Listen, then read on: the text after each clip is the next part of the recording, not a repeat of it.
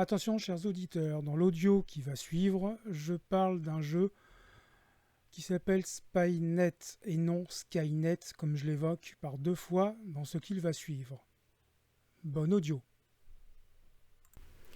Bonjour à tous, je suis Fred de la chaîne The Fred Video Games, soyez les bienvenus. Et non, ne cherchez pas d'image, de toute façon il n'y en a pas. La raison est simple, j'ai plus de caméra. Du coup, on va faire ça sous forme de podcast. Parce que oui, chez Fred's Video Games, on n'a peur de rien. On présente un jeu, seulement en podcast. Allez, c'est parti. Je vous présente un jeu qui s'appelle Skynet. C'est sorti chez Z-Man, et c'est un jeu de domination. Ça se présente sous forme de cartes. J'aime bien ce jeu, je l'ai trouvé par hasard chez un des stockers, et je regrette pas mon achat, je m'amuse bien avec. Dans ce jeu, chaque joueur va incarner un groupe de hackers qui va devoir remplir des missions. Alors, bien entendu, je vous vois arriver avec vos grands sabots, enfin non, plutôt je vous entends. Naturellement, celui qui aura rempli le plus de missions, qui aura le plus grand nombre de points, remportera la partie. Ça c'est très convenu, mais néanmoins ça fonctionne bien.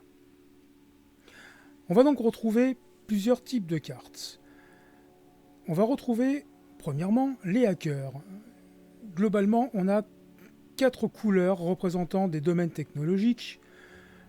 Et puis chaque carte de hacker, de petit personnage, possède une valeur dans la partie supérieure gauche de la carte qui va indiquer sa force.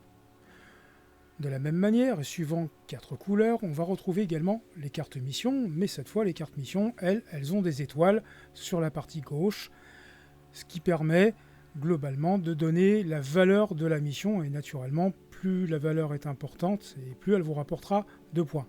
Enfin, je veux dire, à partir du moment où vous avez plus d'étoiles sur une carte que sur une autre, il est clair que la carte qui a plus d'étoiles rapporte plus de points. On va également trouver 2 autres types de cartes. Les premières, elles sont grises, et elles s'appellent financement privé. Elles permettent simplement, lorsque vous les jouez, d'augmenter la valeur de vos hackers. Et puis il y a également des cartes joker, que ce soit des personnages ou des missions, qui sont de couleur mauve, mais l'on peut jouer dans n'importe quelle des 4 factions, c'est-à-dire des 4 couleurs. Alors le jeu est plutôt simple, et il fonctionne vraiment, comme je le disais, sur un principe de domination. En effet, pour pouvoir poser une carte mission, il va falloir que vous soyez majoritaire dans la couleur requise. Je donne un exemple simple, j'ai une carte mission bleue qui vaut une étoile.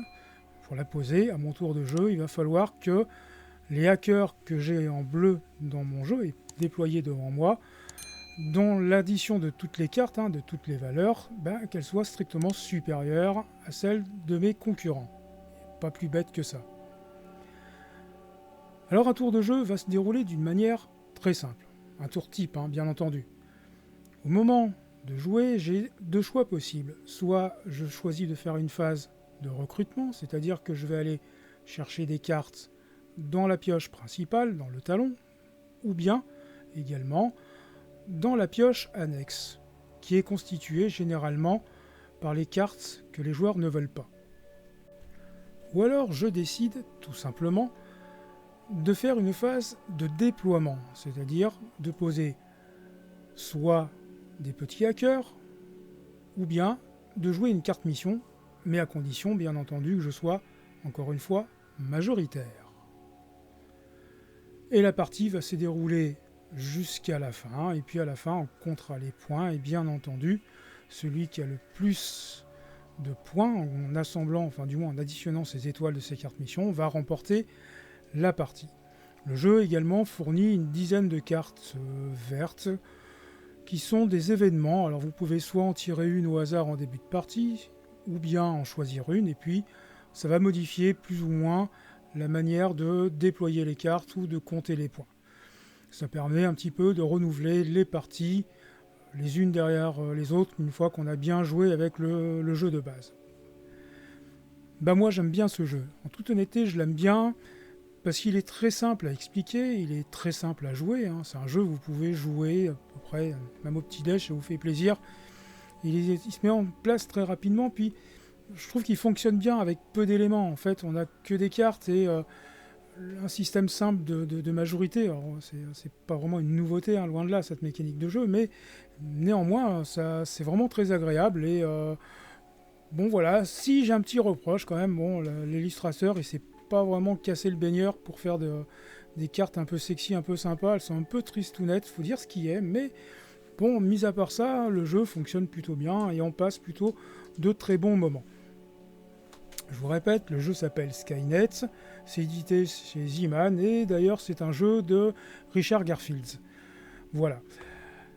Alors j'espère que vous avez aimé cette petite formule, hein. Alors comme d'habitude, hein, vidéo ou pas, de toute façon, n'hésitez pas, hein, à vous abonner à la chaîne si vous aimez le contenu que je vous propose, et puis n'hésitez pas de mettre une petite cloche active pour voir le nouveau contenu qui va débarquer.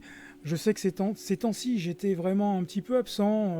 C'est pas que j'avais laissé tomber la chaîne, pas du tout, mais bon, voilà, dans la vie, il y a des priorités et il est évidemment, ma chaîne n'est pas ma priorité puisque je n'en vis pas, j'en ai nullement l'intention d'en vivre, au demeurant d'ailleurs. Donc, bon, je ne reviendrai pas d'une manière récurrente et toutes les semaines comme j'ai essayé de le faire. À un moment donné, j'ai vraiment plus le temps de faire ce genre de choses.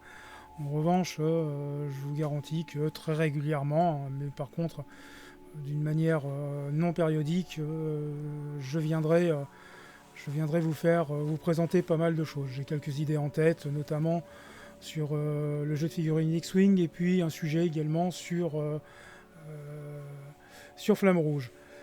Voilà. En attendant, je vous souhaite plein de bonnes choses et puis je vous dis à très bientôt et pourquoi pas sur un prochain podcast. Allez, ciao ciao.